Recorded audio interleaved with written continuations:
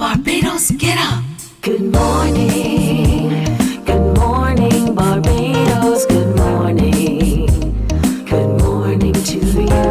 Good morning, morning, morning, morning. Good morning to you. Good morning, morning, Barbados, good morning. Good morning to you. Good morning, morning, Barbados, good morning. Wake up, wake up, wake up. Morning to you.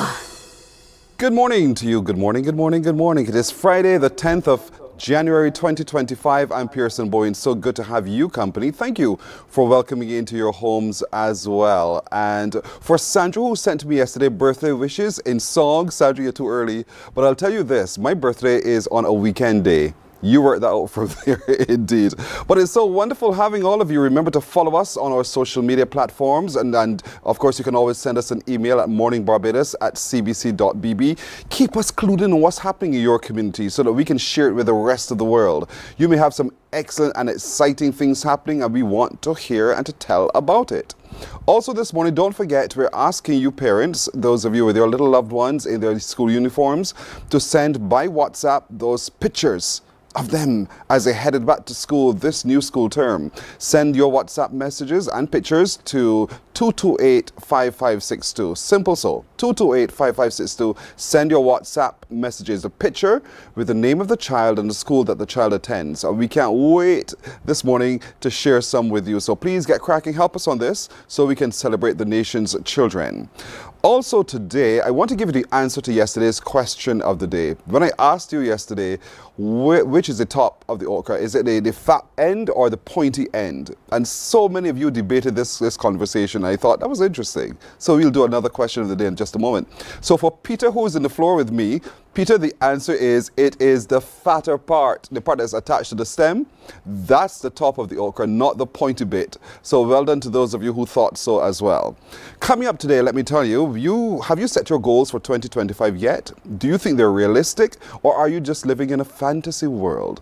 Well, Dr. Joy Sue can help us navigate that and how we can adjust ourselves even at this early stage in the year. Now, you know about it because you see it, because you look through your home and you see your teenager growing up and looking a little bit thicker around certain areas of the body. And you ask yourself, what can I do? How dangerous is this? We'll talk to a medical professional today about adolescent obesity and some of the warning signs that you need to pay close attention to. He is a dancer, he is a teacher, he is a singer, he's a songwriter, he is just multi-talented. And so that multi-talented man, I won't tell you who he is, you'll probably recognize him when he comes onto the scene. He will be here to bless us with his skills. Now, young change makers are people who we always encourage here on Morning Barbados. And so we'll meet a number of young men who formed a group and an organization to encourage other like-minded people. And so those future leaders form people will join us this morning to talk a little bit more about what they have to offer. I am in studio next to a big machine. I'll tell you, a big, beautiful machine. It's the brand new Proton X90. From Ansa Motors. We are going to go in that vehicle and we are going to show you what that vehicle has to offer, and we are going to show you why that vehicle has to be yours, and we will talk about all of the possibilities that will flow therefrom. So get ready for this vroom vroom, because we are going into the car of your future, and there it is, that brand new Proton X90 as an SUV. It is stunning to behold, and we will take you through that in just so don't miss it. Don't even touch your dial. Now, Trinidad and Tobago has set itself into the Guinness Book of World Records. We told you, we hinted this about you with you just recently. Well, the man who has now created that record will join us this morning. We want to talk about the challenges in meeting that feat and a whole lot more to celebrate with him. So a lot to expect this Friday morning. But I will not start today without my question of the day. So get cracking, get your brains churning right away. Remember, the number to call me right now is 228-5562 or 228-5563. So what's today's question of the day? Now, there's something we're starting called Parish Fridays, and today we want to look at St. Lucie for just a moment. Tell me, who was Ignatius Bayer And where can we find the building named in his honor? That's your question of the day. It is as simple as Simon is. Who was Ignatius Bayer? And where can we find that building named in his honor? 228-5562 or 228-5563. Call me now, answer this one because I have something else for you. So you better believe it. So call me right now, 228-5562 or 228-5563. That's your question of the day. Who was Ignatius Bayer? And where can we find that building named in his honor? So is anybody from St. Lucie there? Can you call and let me know? Or if you're from St. Michael and you think you're smart enough, you can call too. 228-5562 or 228-5563. Who was Ignatius Bayer? And don't get too complicated and say he was the man who was the... Just tell me, who was Ignatius Bayer? And where can we find the building named in his honor? Call me now. 228-5562 or 228-5563. I am moving from here till you call me. So call me quickly. 228-5562 or 228-5563. Who was Ignatius Bayer? And where can I find that building named in his honor? Is this that difficult? I cannot believe it. Is it that? Okay, so since none of you seems to be able to answer me right now, I will hold that question until a little later on because you have to do your research and I forgive you for that. That's all right. Don't feel bad. I don't feel bad at all. So get ready for that. So look out for that coming up a little later on. Now, let's get cracking. And welcome to our Morning Barbados this morning as we take a look at setting realistic mental health goals. Dr. Joy Sue, who is herself a consultant psychiatrist with the Psychiatric Hospital. Dr. Sue, good morning to you. Good morning. And Thanks for Happy New having Year. me. Happy New Year to you as well. Always good to have you indeed. And we want to talk a little bit about setting some realistic mental health goals because there will be challenges along the way and there will also be moments of celebration. But how can we balance all of that? And how do we not see the next 300 and whatever number of days as daunting? Well, I think when you're setting goals, you first have to reflect on your previous year. So look at 2024 and then get an idea of what you really want to achieve and what you have a connection to. So it makes no sense setting a goal that from the beginning you know you're not going to do it because you're really not motivated to do that. It's not something that is important to you or you don't have a connection to it. So I think that's where you start first, finding what is that you have a connection to, something that has meaning for you, and then trying to set a goal that aligns with that meaning or that purpose, because otherwise you're starting wrong already. In other words, Go ahead. take goal setting seriously. Don't just say it because you hear others talk about it. Don't just do it because you see other people doing it just for the fad of it, but do it meaningfully. So reflect first on your previous year and then take into account those things that you need to improve on and set realistic goals thereafter. It's almost like setting breadcrumbs to lead you to your final destination. So for that person who is struggling with stopping for just a moment to reflect, how do we make that interesting and easy for them? Well, you have to be able to really look at yourself and see where you want to go, or look at what barriers you face in 2024. So look at what problems you were having. So we're dealing with mental health. So if you found that you were having trouble struggling or coping at work, or you felt stressed out at work, you want to feel less stress at work, for instance, something like that. So realistically look at what were the problems you had in 2024, or what are the ones you think are things that you, because that's another important part, things that you think you can control or that you can change, because there's not everything that you can control either. So Is it best to work in my mind or is it better to write it down? I think it's better to write it down when it comes to things like this, because it gives you, when you look at it visually, it gives you an idea of the path that you're taking. And it also commits you to something, because you can write it down, but you have to have some accountability for your goals as well. So you can write it down, you can even share it with someone, because then it makes you more accountable. Because a lot of us set arbitrary goals and then we are not accountable to ourselves for achieving the goals. So sometimes we need a little help or push from outside to say, hey, remember you said you were going to do X, Y, Z. So sometimes it helps either write it down, put it somewhere where you can see it, or share it with somebody else that you trust. This is what I'm trying to do, so that person can keep you, what we say, keep you honest and keep you on that path. So then how do we set the different goal posts along the way so that we achieve the ultimate intention per goal? How do I do that? All right, when you're setting goals, any goals, not just mental health goals, there's a framework that has been outlined to do that. It's called the SMART framework. So goals are supposed to be specific, that's the S, measurable, achievable, relevant, and timed. I like to add in another R, which we mentioned before, which is realistic. Your goals have to be realistic. So many times when we set goals, we say something very vague. I was telling a client about that in office this week. We set a lot of vague goals, like I want to be healthy. Yes. But how do you achieve something so big, and how do you tell if you've achieved that goal? So I kept saying, be more specific, set something more specific. So you want a more specific statement of intent. So this year I will join the gym and I will go in the gym 3 times a week. That's more specific. You understand? And that when you look at our goals, to the other pitfall that happens is that we set goals and we look at the outcome. Yes. But there's no attention paid to the process. And to me, the process is the more important part, because you set a goal, you set an outcome, you have no idea how you get into that outcome. So then there's no point. So there's steps in between you setting this goal and achieving this goal. You have to outline those steps in between there, and you have to focus more on the process of getting there than just achieving this outcome at any possible cost or any possible way, because how you do it is just as important, if not more important. Now, I'm glad you said that. Let's bring that into the mental health understanding. So let's say the challenge is I am bored at work. And because of that, it is just driving me crazy.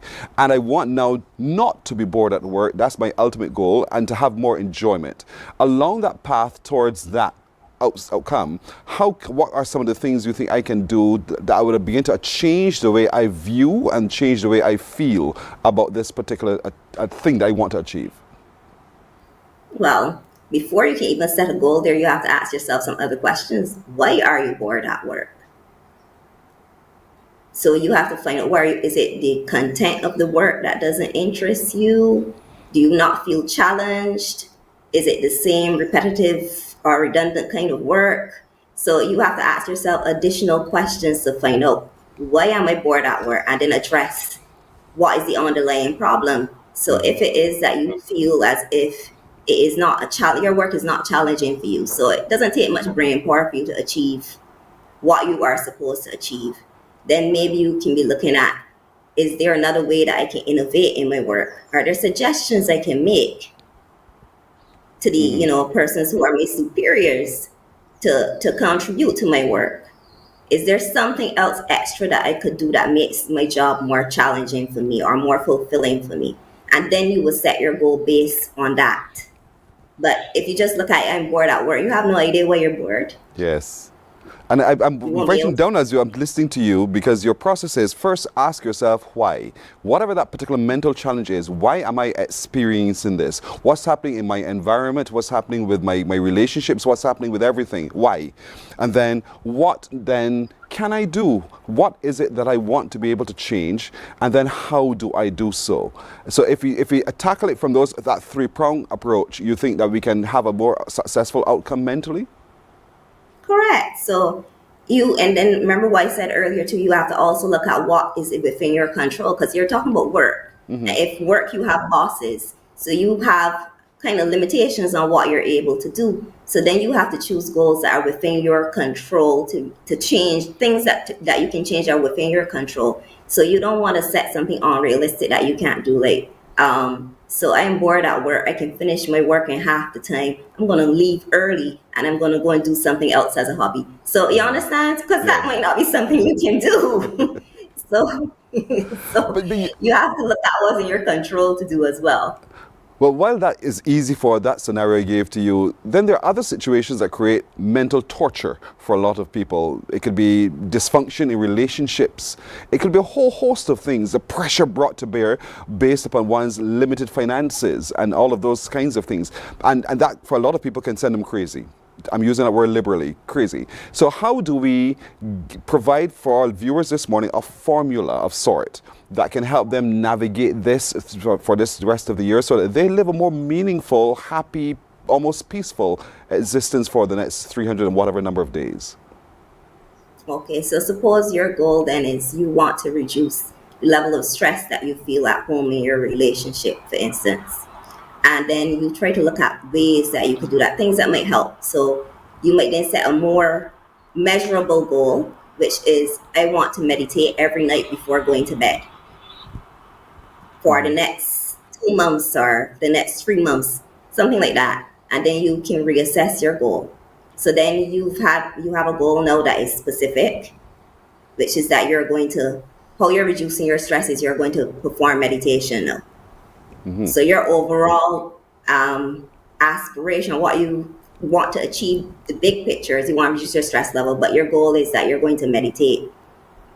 The action you're going to take is that you're going to meditate. And then that is timed. It's something that you can measure easily, and it's something that should be realistic. So if you know you have the time every night, or you have the motivation every night, you will meditate every night, then that's good. Some people might not be able to do every night. They might have to say, well, I'm going to do that 3 nights a week or 2 nights a week. So it depends on what your personal capabilities are. So my goals that I might set for myself should not be the same as yours.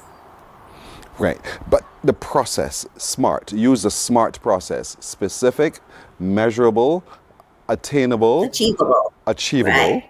are Or attainable too. the Are relevant. relevant, Relevant. timely, timed. And so Right. while we might say, Pearson, all well and good, those sounds like a wonderful process, but I'm struggling with being able to, one, be specific and to find those measurable steps. Not to pressure oneself, that's what I'm coming to. Because oftentimes you feel the failure. You were saying? No, here's the thing. As I say, make sure your goal is relevant to begin with, and make sure that the A in there, make sure it's something achievable or attainable. A lot of times we set goals that are a little bit too lofty, meaning we set timelines that is just not possible for us to achieve the goal in that timeline. So we set ourselves up for failure. So don't do that. And remember that life always has unexpected twists and turns. So sometimes we don't achieve the goal that we set out to achieve in the time frame that we expected. That does not mean that you've failed or that you should give up necessarily. Then you look back at your goal that you set, see if there was any barrier that stopped you from achieving that goal, see if you had made the goal realistic or achievable in the first place. So you re-examine it. And then you might want to increase the time frame or roll that goal over. Say if it was a 2025 goal, you roll it over to 2026 and give yourself more time. So it's just a time to process of reassessing and you have to be kind to yourself then, not being harsh on yourself because you didn't achieve this particular goal. Because many times we have these big things that we want to achieve. By the time I'm 25, I want to own my own house, and then it doesn't happen and you feel so disappointed in yourself, but you're not taking into account the reasons why it didn't happen. Maybe you had a sick mother or a sick child, and then your finances have to go towards that. Those are not things that you can necessarily plan for. So when you are setting goals too, you also have to have some flexibility and realize there may come unexpected twists and changes in your path. And when that happens, you have to pivot and adapt. And that's what being mentally resilient is about. Recognizing when you have roadblocks that come your way, and then examining it and adapting and maybe changing your path a little bit or delaying things a little bit because you realize, no, I can't do things the way I intended to do things, or I can't do things by the time I intended to do things because this unexpected change has occurred. That is very well said. And there's a saying that I have all the time. I say, be good to yourself. No one else has the power to make you happy. So if you are kind to yourself and realizing, you know what, this target I set for myself is now unachievable, but I will assess it and see how I can either delay the gratification I would have wanted to achieve a whole lot sooner, or perhaps just take a different approach. So self-assessment is going to be critical as we continue on this mental health journey for the rest of the year. Constantly re-evaluate yourself, but not to the point where you feel as if by doing that in itself is a failure, because oftentimes that's how we wrap it up. We say, if I'm constantly changing, then what's the sense? What do you say But to no, that that's not person? failure. I call that growth. Mm-hmm. So you have to be careful too. Don't set these goals that are too huge. So try to break your goals into smaller steps because then you avoid that pitfall. So if you Correct. set a really huge goal that really and truly is not realistic for you to achieve it in a short term time period, and maybe you don't even have the steps outlined, and then when you don't achieve it, you feel bad. Why not set smaller goals? So maybe a goal for each month for a quarter instead of the whole year. And break that big thing that you want to achieve into smaller bite-sized parts. And each time you can achieve a part, you just tick it off and you feel good about yourself. So you're building your self-esteem and your confidence as you go along instead of setting that big goal and then feeling like a big letdown at the end of it when you don't achieve that goal. You So said set it, Dr. smaller. Sue. You said it. Well said indeed. Thank you so much, Dr. Joy Sue, for joining us this morning, for helping us navigate our mental health as we look ahead. And some people get scared just at the distance still to travel to December 31st. But it is achievable. And if you're realistic, it is timely. We can be very, very smart and specific about it. Thank you very much. Thank Dr. you. Joy Sue, you're welcome. Remember, be good to yourself. No one else has the power to make you happy. I still have a question over there. I'm still waiting. Are you okay? I'm patient enough to wait on you. Who was Ignatius Bayer, and where can we find that building named in his honor? Get on your phone and call me on 228-5562 or 228-5563. I would even stop doing what I'm doing to hear from you. So call me and let me know. And don't forget to send us those pictures by WhatsApp of those children in their school uniforms as they headed back to school. Let's get those WhatsApp images in by sending them to 228-5562. We're going to take a break. We're coming back in a moment. Morning, morning, morning. Good morning. Good morning to you. My friend, you don't plan to get it? Oh, Barbados. Hey, I'm KB Clean. Join me 6 a.m. until 10 a.m. right here at 94.7, the best and ultimate Bajan experience. My show is called Bajan to the Bone. Don't miss it, Bajan to the Bone. Weekdays right here and only here on 94.7.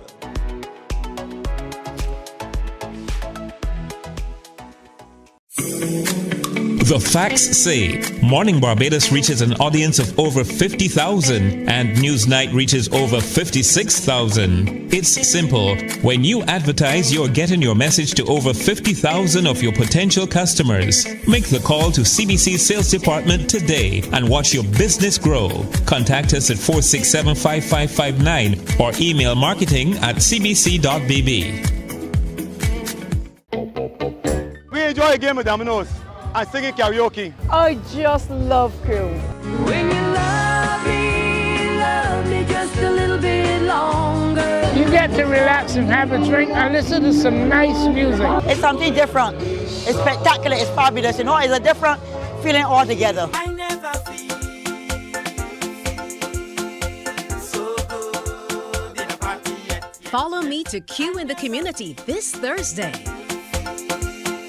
So good in a party yet. You know why? While you go about your business, we go about our business, and that is gathering the news. Stay up to date at CBC News Barbados on Facebook, Instagram, and Twitter. Get news update on radio throughout the day. And join us for the CBC News Night at 7 every night. CBC News team is on the job and bringing you the news. There is a saying, you can find a Bajan anywhere. Are you a Bajan living abroad? Or do you know of one who has migrated to another country? Well, we at Mornin Barbados would love to have you or them on our Bajan Afar segment. Share your amazing story. Morning, morning, morning. Good morning. Good morning to you. It's 24 and a half minutes now after 6 o'clock as we turn our attention to a worrying trend in Barbados, and we're talking about adolescent obesity. I know when you hear that you think, but my child is just following on from what I look like because that was in our family forevermore.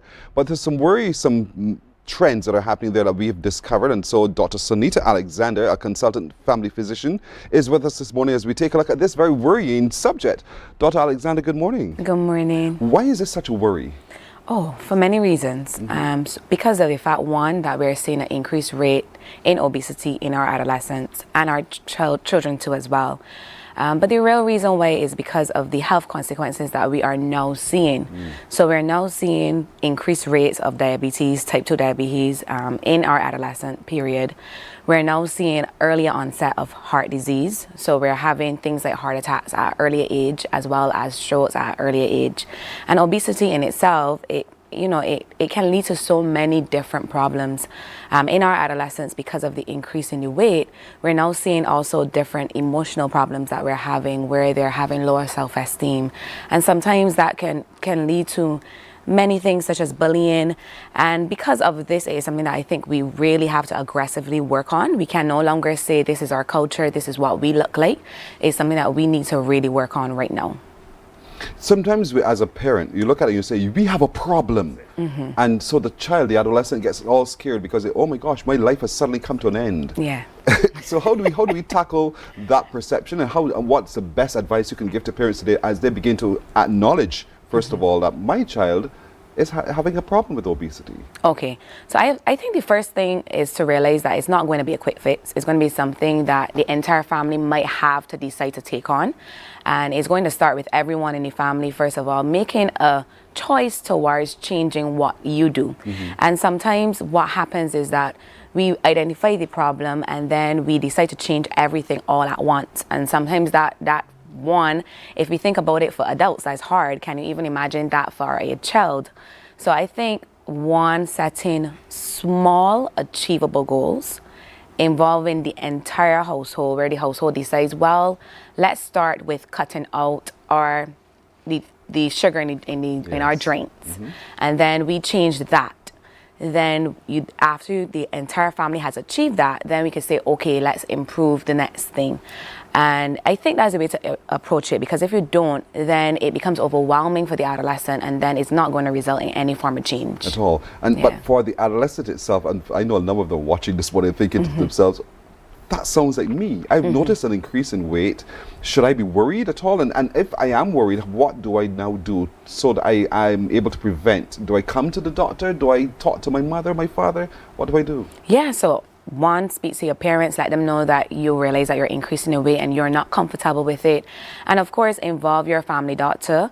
And at that visit, the family doctor will, of course, assess you to see if you are overweight and assess your habits, whether it's how you're eating, how you're exercising, your screen time, what you're doing on a day-to-day basis, and then give you advice on how to best tackle that. And sometimes we also involve other team members, such as a nutritionist, and then we go from there. But of course, I would recommend you going to your doctor. Yeah. Let's do because I'll do the little bit of a scare tactic for a moment. If you don't, then... If you don't work on it, then you are at risk of having an early heart attack. You're at risk of having joint problems, knee pain, hip pain, lower self-esteem, many problems. Many problems. But sometimes you hear, oh boy, I'm diabetic. That means my whole life has now not just gone down the drain, and people see the negatives they might have heard about. But it's manageable, isn't it? Yeah, it's manageable. Diabetes is something that we can all work on, but it first starts with you. You have to be motivated to make the change, and we think that diabetes is just a quick fix in terms of taking medication, but it's managed by 3 methods, which is diet, exercise, and medication, and the first 2 is probably more important than even the medication. Yeah. You're quite right. I've been the journey of hypertension, so I understand what that means indeed for everybody to make those kinds of drastic changes that are required. But now that you know, knowledge holds you accountable. And so it's best to know. And it starts with the parent noticing and then attending the family physician to get some idea as to where we are, because it might not necessarily be a problem. So because somebody's getting a bit thicker around the waist, for instance, does that necessarily mean that they are obese? Yeah, so obesity is measured in different measures, with the most common one being the body mass index, which looks at your weight for your height and whether your weight is healthy for your particular height. But waist circumference is actually very important as well. So independently, an increase in your abdominal girth can actually signal to us that you're at increased risk of heart disease. So on its own, waist circumference is a huge thing. So of course, if you're increasing in your waist, I think it's something at that point, even if when you step on the scale, you're not seeing the increased weight, I think it's still at that point you should say, let me get some help. I need some help. I think I need some help too. Because my waist circumference has remained the same, or the scale has not even adjusted. Right. But yeah, so increased abdominal, Gracious. yes, it's scary actually, because increased abdominal circumference increases your risk of heart disease alone. Independent indicator. But isn't it because Pearson's just been eating and lying down? Is that it? Of course. I hope you're not eating and lying down. Don't talk about me now. But we have to work on I'm happy that you mentioned that, because we have to work on that. We have to work on making sure that when we eat, we make sure we eat healthy meals and we work on our portion sizes, and it's important on what we actually eat. So we try to eat more. If you're going to do carbohydrates, you're going to try to eat healthier carbohydrates. For example, sweet potato. Good. Continue. I'm sorry, because we use these words, eat more carbohydrates, eat more protein, and sometimes you're in your ignorance, what are you talking about? Yeah. So break it down. So you more sweet potatoes. Right. So, portion sizes, I would say, is the most important thing. So when we look at portion sizes, you're supposed to only eat a fist of carbohydrates. So that is whatever starch you have. And when I say starch, I mean things such as sweet potato, English potato, yam, cassava, macaroni pie, spaghetti. All those things are what we call carbohydrates. But if we can look at the ones I want to encourage you to eat, I want to encourage you to the ones that will break down into less sugar. Right. So sweet potato will break down into less sugar than, for example, English potato. So you want to try switching that out. Yam breaks down into less sugar. Cassava breaks down into less sugar. Breadfruit to a certain extent.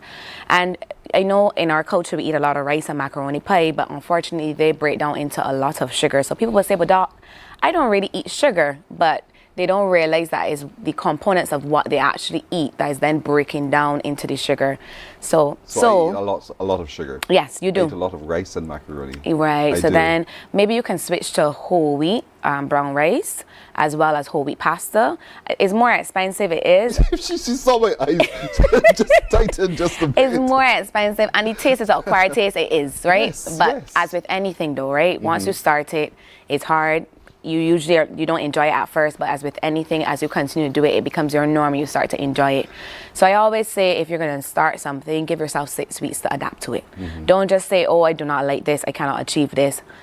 Try to be disciplined for at least 6 weeks and see if you can do it. But it's the family approach. It has to be. And that's the whole point here, because the family can take care of the loved one in the family together. It has to be a family support. Family approach. So brother, sister, who noticed that you have an obese relative, your diet has to change too. Yeah. The way that mommy or daddy cooks is going to change as well. So your consumption pattern will have to change too. Yeah. And that's the whole point. It's a community of people within the household who are helping the other one manage this adolescent diabetes, obesity that we're talking about. Yeah. But it is possible. It starts with acknowledging and then attending your family physician to get some guidance on what to do. It might mean the dietitian as well being involved, nutritionist. As she said it to me with such a calm face, it's like, Pearson, yes, you got to do this. No, we have to do it. We have to do it. We have to do it. And just let me finish your point on portion sizes, because I think that's very important. Protein, a palm of protein. So your protein, a pan of protein. A palm okay. of protein. So that would include chicken as well as fish, white meat mainly. We try to avoid any red meat. So I know we have a culture of putting on sauce. I would say not every Saturday, probably once in a month, and work on that. And then vegetables, half a plate of vegetables with each meal. Okay. Yeah. So that's important. Not adjust your routines just a little bit, because if you're over consuming in one, just reduce it a bit and work your way down towards a more manageable size, a more manageable weight. If your circumference of your waist is increasing but your weight is relatively stable, that's a problem. And so tell your doctor about it, tell your parents about it, children, if you've noticed those kinds of changes in you. And parents, don't close your eyes to the changes you see in your children and say simply because my grandmother was big, therefore you have to be big. That doesn't necessarily portend well for your child as well. Let them get some help in managing this as well, because if they don't, Dr. Alexander, increase heart attacks, increase joint problems, increase cancers too as well. All right. Dr. Sonita Alexander, thank you so much. You scared me, but you got me on the right track. That is important to get me on the right track. Thank you so much for having me. Always a pleasure indeed. All right, Dr. thank you. Sonita Alexander indeed. And we talked a little bit about adolescents, obesity. Pay attention, everyone. Now, I've been asking you to send us those photographs. Do we have any that we can share? Oh, look at this. This is, how do you pronounce? Look at the school. I love the school. Is it Kaja? King, Miss King, good morning to you. You're attending what I figure to be the best school on the island, Coleridge and Parry School. Well done. Dr. Alexander will be like, huh? She kidding. So here we go. This one is Shateja Bailey. Shateja Bailey or Bagley of St. Stephen's Primary. You are so cute. Have yourself a great today. Look at your ribbons. I just love it that you're wearing your ribbons. Brianna Trotman, Christchurch. Girls, look at the smile. You look all excited to be back at school, and that is so wonderful to know. I'm sure you're excited to see your friends as well. Zamir Headley goes to the Ellerton Nursery School. Zamir, good morning. How are you? I hope you're already up and you're heading out to school. Do you have your lunch kit? I hope you do. Zinesh Ware goes to Workman's Primary School. Zane, good morning. Good morning, good morning, good morning. Wave at me, Zane. Good girl. Zaya Renee goes to the Gordon Greenwich Primary School as well. That smile tells me that you are so happy to wear your uniform, have your book bag on your back, and you are going to school. Then there's Milano Sobers. He heads to Eagle Hall Primary School. I like the hairstyles, Milano. I can't wear it because my hair doesn't go like that, but well done, Milano. Have a good today at Eagle Hall. Then there's this family. There's Taj Daniel and Trey Daniel. The boys. Look at that. Look at the difference in height. I just like it. Taj and Trey, good morning. Red goes to Bay Primary and Nursery in Grand Cayman. Oh, welcome. Thank you very, very much for sending this to us indeed. But the boys are growing beautifully as well. Thank you so much, everyone, for your back to schools. Keep sending. I love it. Shamika, the different spellings nowadays, boy. Shamika Yard Spooner goes to St. Stephen's Nursery School. Shamika, good morning. I'm giving you that peace sign as well. Have a good day, girl. Enjoy your today at school. Send us some more so we can share some more. We're coming back in just a moment. Morning, morning, morning. Good morning. Good morning to you. There is a saying, you can find a Bajan anywhere. Are you a Bajan living abroad? Or do you know of one who has migrated to another country? Well, we at Mornin Barbados would love to have you or them on our Bajan Affairs segment. Share your amazing stories, experiences, and how you have adapted to a new culture. Send us an email to morninbarbados@cbc.vb. And together we will travel the world.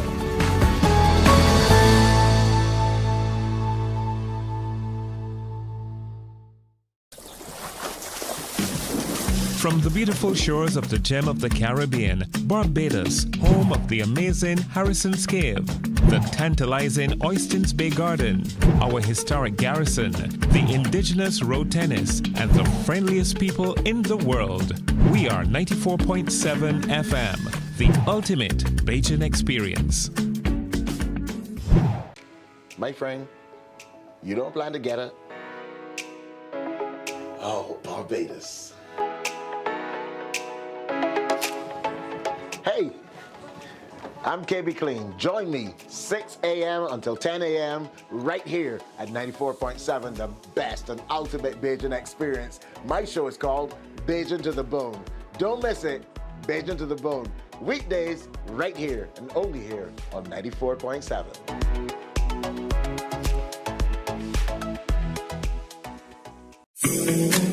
The facts say Morning Barbados reaches an audience of over 50,000 and Newsnight reaches over 56,000. It's simple. When you advertise, you're getting your message to over 50,000 of your potential customers. Make the call to CBC Sales Department today and watch your business grow. Contact us at 467-5559 or email marketing@cbc.bb. We enjoy a game of dominoes and singing karaoke. I just love crew. When you love me just a little bit longer. You get to relax and have a drink and listen to some nice music. It's something different. It's spectacular. It's fabulous. You know, it's a different feeling altogether. I never feel so good in a party yet. Follow me to Q in the Community this Thursday.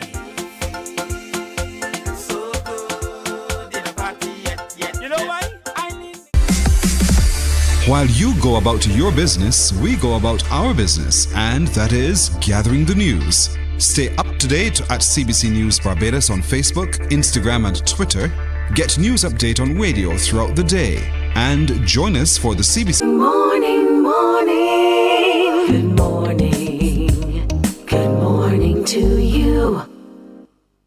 Don't photographs, we're very happy, very happy and thrilled.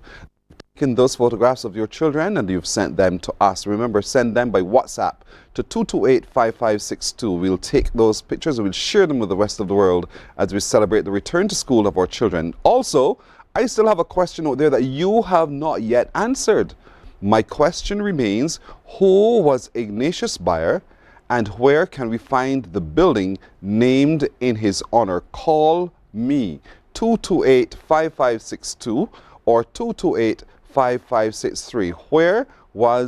Who is Ignatius Bayer and where can I find the building named in his honor? Call me, and as soon as you call, I will stop and talk to you. Promise you. Indeed. Now let's turn our attention to a young man who is multi-talented. I mean multi-talented.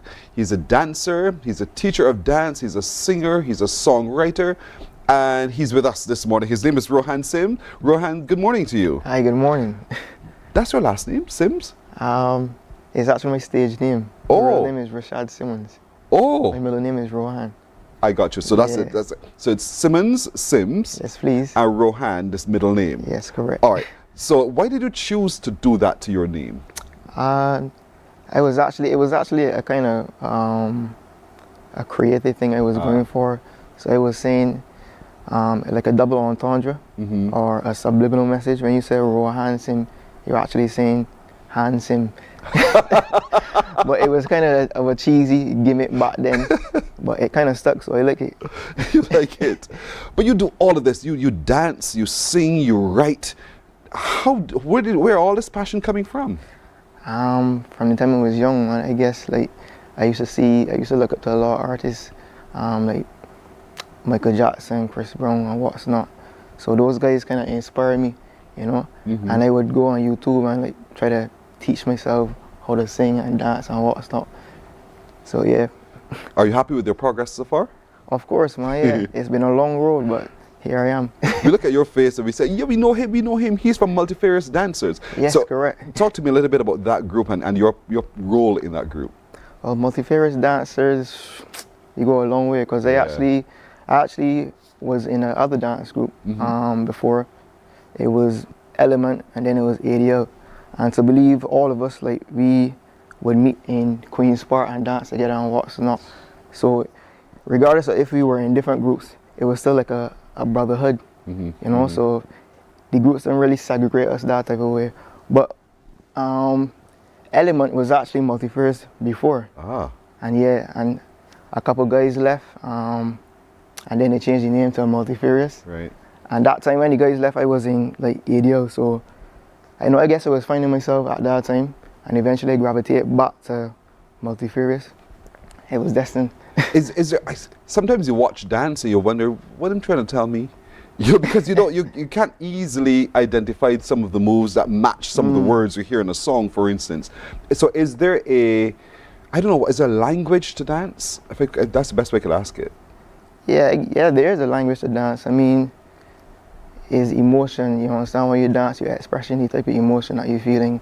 When you're happy, you do the type of dance that will express the emotional happiness. You understand? The same for angry. I would relate angry dancing to the genre dancing crumping. I don't know if you know what crumping is.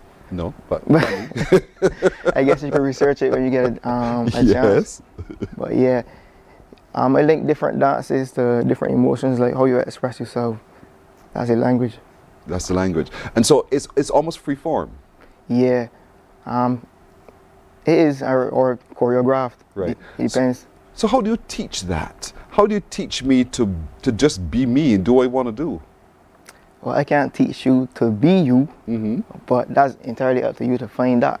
I could teach you a move, and it's like, you have to, I don't know how to put it, you have to want to do it, you have to be passionate about it, first thing first, because it don't make sense you trying to force it, because it's not going to come naturally. It's like, it can look forced, you understand? Yes. So don't force it. Yeah. Don't force it. Just relax and free form. Free flow from there. But there's certain basics that any dancer ought to get. What are some of those basics you think?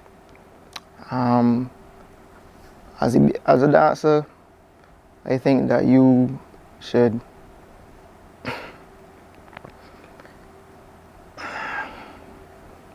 don't worry about it, man. You should be prepared to do it. But then you also do songwriting.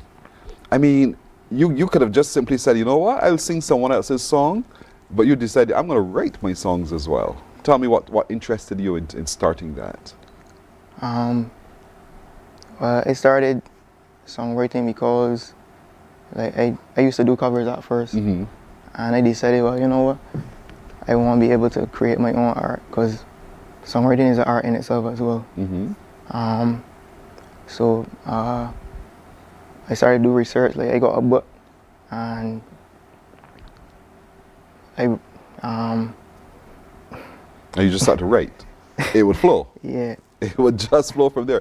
So is there any particular kind of song that you like to write about, or any particular theme you like to write about? Love, I don't know, how the system treats me, that kind of thing?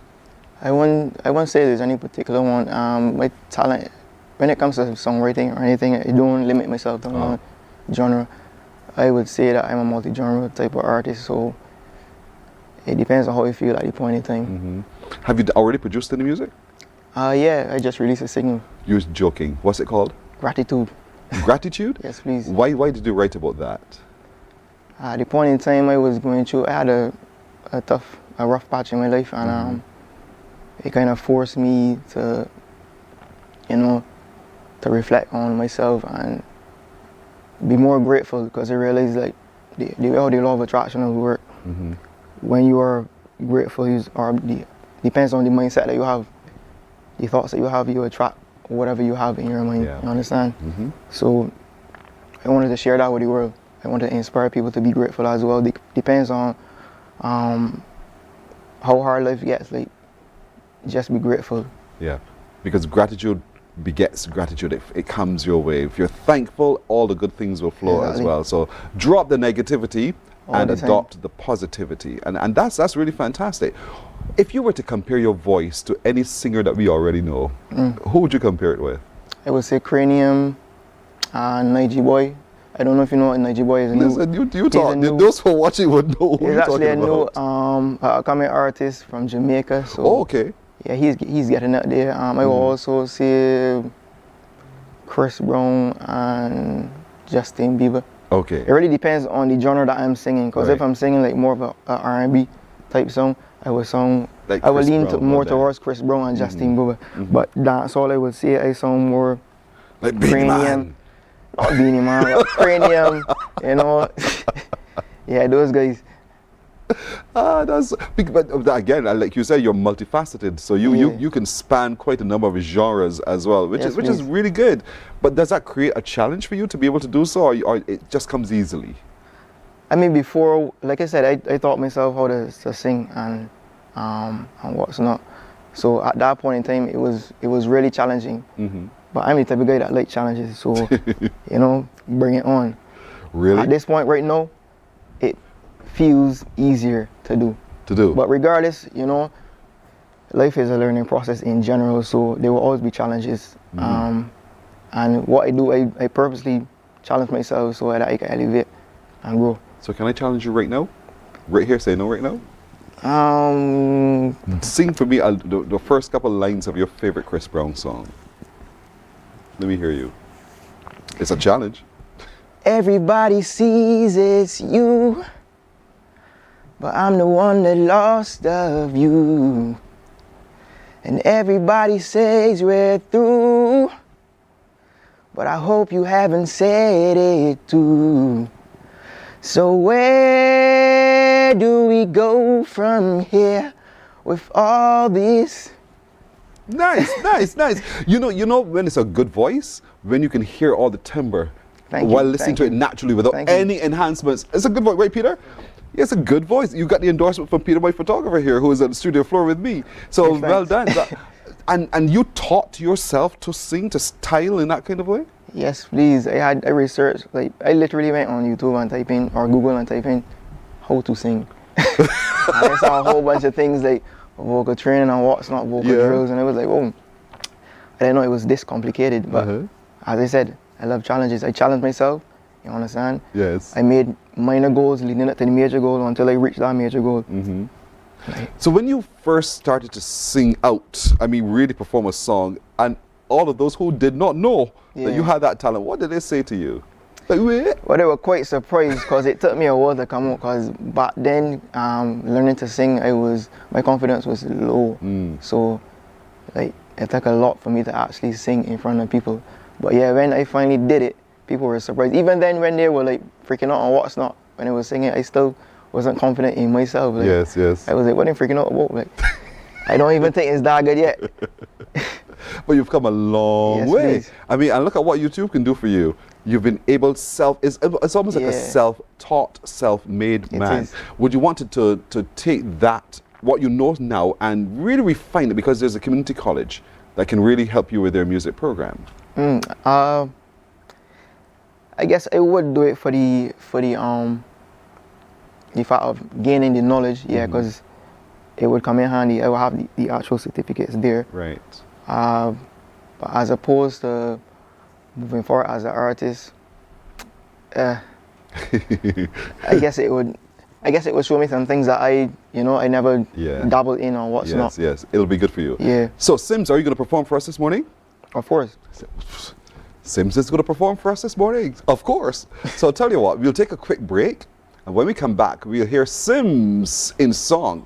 Oh, there's a phone call. All right. Sims, sorry. Give me just a moment, all right? Okay. Good morning. Hello? Good morning. How are you? Not bad. Oh, good to hear you. What's your first name and what parish are you watching us from? St. George. What's your first name? Gloria. Hi, Gloria. Gloria who? Weeks. All right, Gloria Weeks. Good to hear you. Are you calling to answer the question of the day? I will try. Let me hear you, Gloria. Who was Ignatius Bayer, and where can we find the building named in his honor? In St. Lucie. That's the where, but who was he? He had with somebody in St. Lucie. Gloria, I like you. I like you bad. He got to be somebody from St. Lucie. But do you know what was his profession? No, please. All right, but you're halfway right, Gloria. Thank you so much for calling. Have a good morning, and thank you for watching. Thank you. You're welcome, Gloria. Gloria from St. George. And Gloria got part of it right. Yes, he's from St. Lucie, but I need to know a little bit more. Can you call me 228-5562 or 228-5563 and let me know who was Ignatius Bayer and where can I find that building that is named in his honor? So, Sims, getting back to you while we wait on some more calls, right? Yes, I'm waiting also for some direction from the studio inside. So, we're going to take that break, and when we come back, Sims will sing for us. Morning, morning, morning. Good morning. Good morning to you. While you go about your business, we go about our business, and that is gathering the news. Stay up to date at CBC News Barbados on Facebook, Instagram, and Twitter. Get news update on radio throughout the day. And join us for the CBC News Night at 7 every night. CBC News team is on the job and bringing you the news. There is a saying, you can find a Bajan anywhere. Are you a Bajan living abroad? Or do you know of one who has migrated to another country? Well, we at Mornin Barbados would love to have you or them on our Bajan Affair segment. Share your amazing stories, experiences, and how you have adapted to a new culture. Send us an email to morninbarbados@cbc.vb. And together we will travel the world.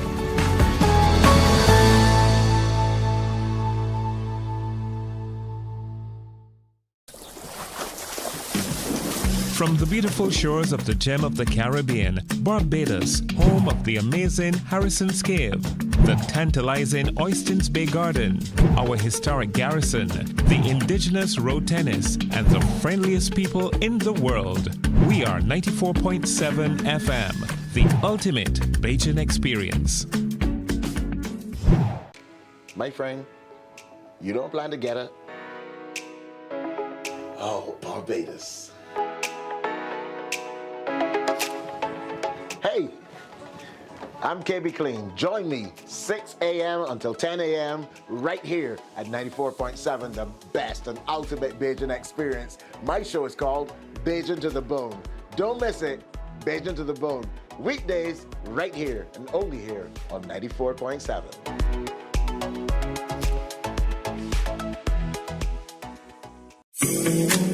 The facts say Morning Barbados reaches an audience of over 50,000 and Newsnight reaches over 56,000. It's simple. When you advertise, you're getting your message to over 50,000 of your potential customers. Make the call to CBC Sales Department today. Morning, morning. Good morning.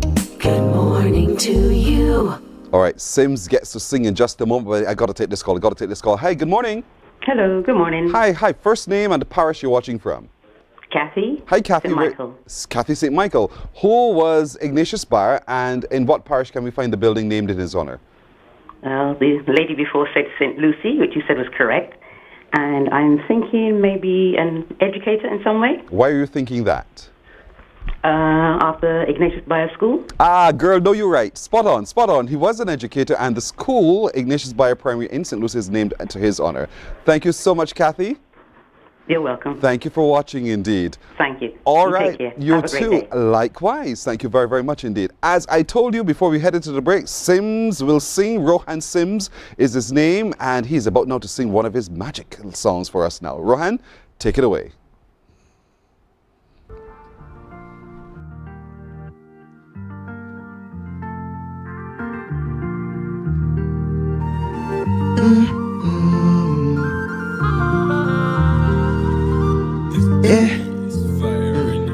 Rohanson, the devil is a liar. Cause no matter what, I'm destined for greatness, and I aspire to fulfill every single dream as I race higher.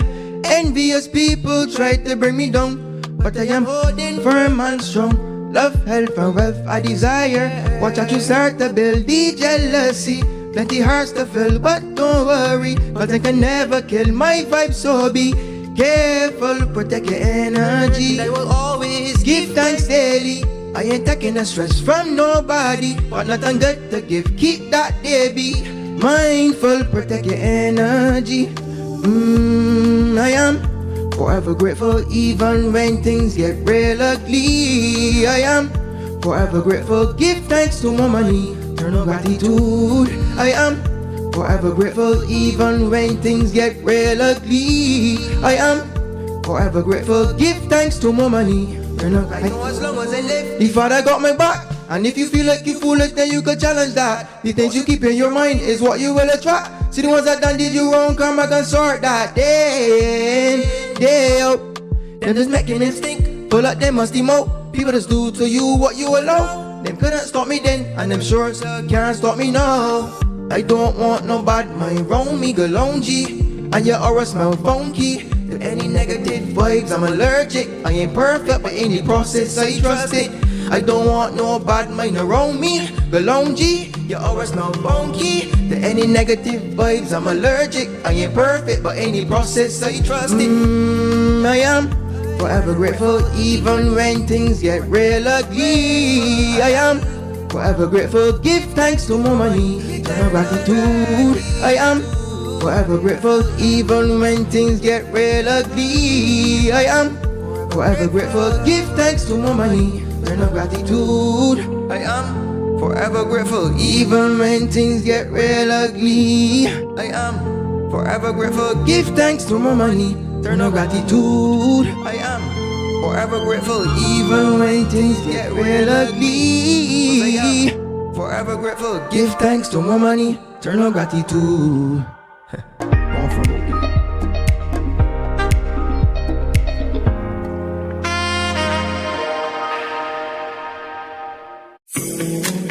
The facts say Morning Barbados reaches an audience of over 50,000 and Newsnight reaches over 56,000. It's simple. When you advertise, you're getting your message to over 50,000 of your potential customers. Make the call to CBC Sales Department today and watch your business grow. Contact us at 467-5559 or email marketing@cbc.bb.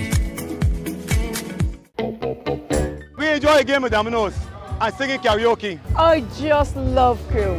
When you love me just a little bit longer. You get to relax and have a drink and listen to some nice music. It's something different. It's spectacular. It's fabulous. You know, it's a different feeling altogether. I never feel so good in a party yet. Follow me to Q in the Community this Thursday.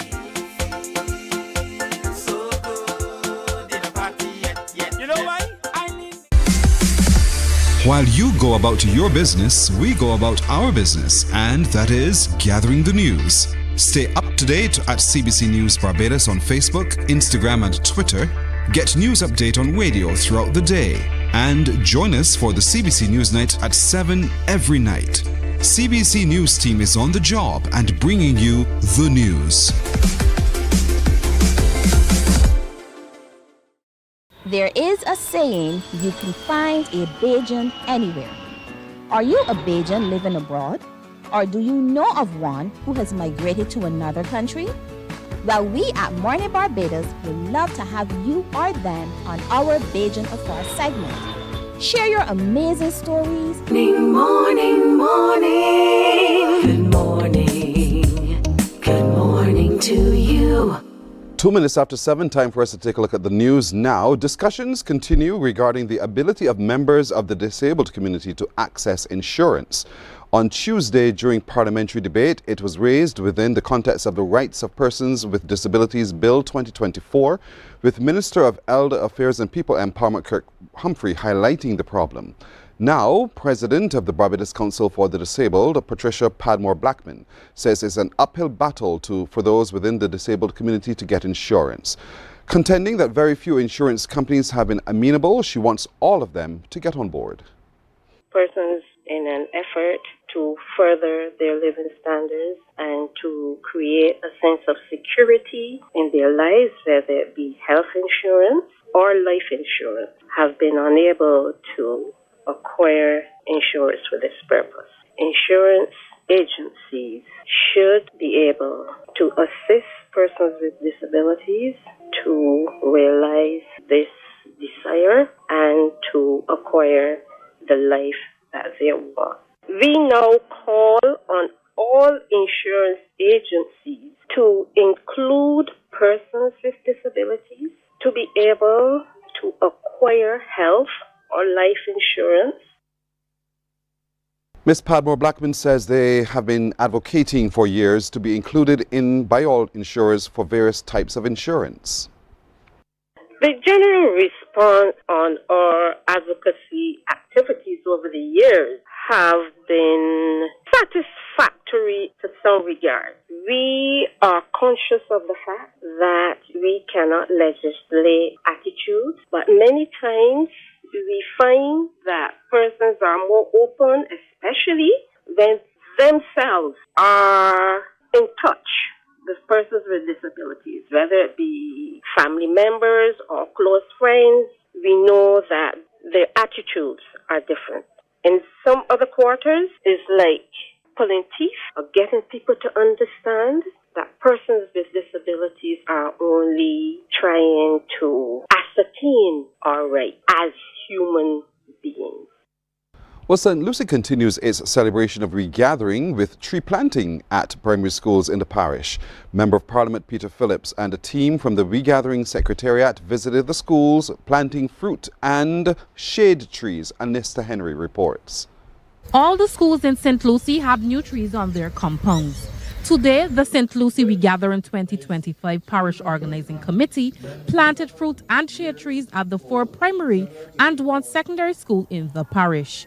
Member of Parliament Peter Phillips led the initiative, which forms part of a series of events and activities that will take place this month.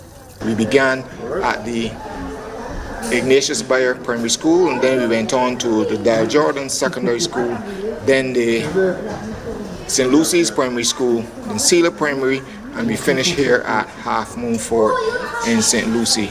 We were very careful to plant a fruit tree at every school, and that was very important, because as I admonished those students to be sure that fruit become part of their diet on a daily basis. During his visit to the respective schools, Mr. Phillips and his team spoke to students about the importance of trees to the environment. The Member of Parliament believes the initiative has been a success. It was lengthy, but it was very rewarding. It was very enjoyable, because our students participated for this. They were actually involved in what was happening. As to what is St. Lucie's next regathering activity, Mr. Phillips says it will be held tomorrow night at a popular bar in one of the parish's close-knit communities. We're going into actually a community on Friday night in Mount Gay at Diane's Bar, and we're going to have our karaoke and lime session. Darrell Jordan Secondary's principal, Ken Lynn, says the school will take care of the new trees. Though we may not be able to eat fruit from this tree, we are sure that generations following will be able to eat fruit from this tree, because as you can see, we do look after our fruit trees, and because it's important to us. So we are glad that we are part of the regathering exercise. Arawak Cement Company is one of the St. Lucie-based businesses partnering with the St. Lucie Organizing Committee, sponsoring several events. Operations Manager Crystalline Ali Clark says the company is pleased to be a part of the initiative. It is always great to have, as it was pitched, to have the diaspora persons from abroad to come back home and bring their knowledge, bring their experience, bring their value back home to us. And that's what we, as Mr. Phillips said, had as the first idea. But the partnerships that we've seen, as today, the tree planting ceremony, is not only about who has gone, but it's about who's to come. At the end of this month, St. Lucie will be passing the baton to St. Peter. Anesta Henry, CBC News. Well, the Ministry of Agriculture, Food and Nutritional Security has issued a comprehensive guide to help combat the recent increase of millipedes sightings across the island. The anthropods, which are said to be nocturnal, have been invading dwelling homes during this wet and cool weather. The ministry's guide includes prevention measures, sealing off entry points into your homes, maintaining dry conditions inside the home, the use of humidifiers, fixing any leaks around the home, keeping outside surroundings clean, and improving ventilation. Senior Agricultural Officer in the Crop Protection Department, Brent Taylor, says the millipedes sighting a few while ago, and while they've been sent for identification, a positive result has not yet been returned. These millipedes are doing what they are supposed to do. That is, they are feeders of decaying organic matter. And as you will know, we have been having lots of rain for the past couple of months, and that rain has also introduced lots of vegetative matter, or as Bajans would say, lots of bush. So what these millipedes are doing is that they are feeding on this bush, they are feeding on the organic matter, and they are breaking it down into its constituents for further reabsorption into the soil. Mr. Taylor is urging caution about using pesticides around food in the home to fight the pest. And he's advising that people pay attention to the effect of the pesticide to determine how often to reapply while not overusing the chemical. This can be done, one, by placing a barrier around the home. And in placing the barrier around the home, it can be a number of methods. You can use things like salt. You can use salt all around the border of the house, and that would desiccate the millipedes. Then you can also use things like diatomaceous earth. This is something that, as the millipede crawls over it, it would desiccate them and they would die.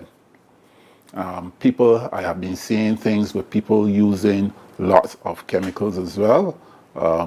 These chemicals are, as we say, pesticides. And once they're pesticides, they not only can harm the millipede, but they can also harm you. So I implore you to use protective equipment. Well, the Ministry of Agriculture will hold a press conference later today to look at these millipedes and other pests. In sports now, one of the major mandates of the Barbados Cricket Umpires Association for 2025 is to increase its membership. Thus, there is a call for people to come forward and be trained. As we hear in this Anne-Marie Burke report, the opportunity to do so will come as soon as Monday. With a current membership of just around 120 persons, the Barbados Cricket Umpires Association is looking to increase that number by at least 50%. And so the call goes out for persons to enroll in the upcoming 12-week training program set to start next Monday, January 13th at Kensington Oval. As we hear from the BCUA's Vice President Leon Lane, the program is set to be delivered both hybrid and in person, and it's open to anyone 16 years and older, with a special appeal going out to younger persons to get involved. Cricket world has gotten younger umpires. Our head body, let's say the West Indies Cricket Association, is asking for younger umpires. So we want to attract the younger members of society, male and female, to participate in the umpiring training session. We want to encourage as many people that are interested, might think they're interested, to come down, have a look at what we offer them, and we would ensure that once they're there, we would let them know the virtues of umpiring. Now, once before, umpiring was a pastime. Now it's a career.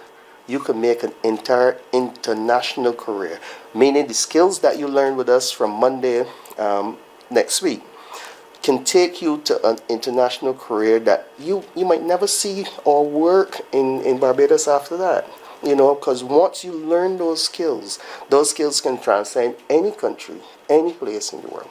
A call is also going out for more female umpires. More females are umpiring, especially the female competition. And there is a push to make sure that all females that are participating in the umpiring get to the level that they need to get to. And we, Barbados Association, and the West Indies Association, WICU, is doing the same. We've gotten a couple more into the association. There were about 4 or 5 that we had from the last cohort in training, and we would like to see more because they're being taken very serious. They're being respected on the field. They are given as much opportunity as they can to grow and develop. So I would encourage the females to turn out. Outside of focusing on increasing the number of umpires, there are future plans to expand the scope of the association. We are trying to make this a comfortable outfit, not only umpiring, but we including the scores, the match referees. So it would become an organization for all cricket officials to be involved in. We are currently reviewing our constitution so that we can embrace all the players within cricket itself. And believe you me, you might not even be an umpire, but you can carry on your career as a scorer. You can go into match refereeing. You can go into sports nutrition. There's so many aspects of cricket that we don't think about on the surface, but we want to highlight those and make sure that people have a career path as well. So for persons interested in becoming a cricket umpire, this coming Monday, Kensington Oval at 5:30 p.m. is the place to be to start your journey to officiating the gentleman's game of cricket. Anne-Marie Burke, CBC Sports. Thank you, Anne-Marie. We'll have more news coming up at 12 noon here on CBC Newsday on TV8. We'll take a break. Morning Barbados continues in just a moment. Morning, morning, morning. Good morning. Good morning to you. There is a saying, you can find a Bajan anywhere. Are you a Bajan living abroad? Or do you know of one who has migrated to another country? Well, we at Mornin Barbados would love to have you or them on our Bajan Affair segment. Share your amazing stories, experiences, and how you have adapted to a new culture. Send us an email to morninbarbados@cbc.vb, and together we will travel the world.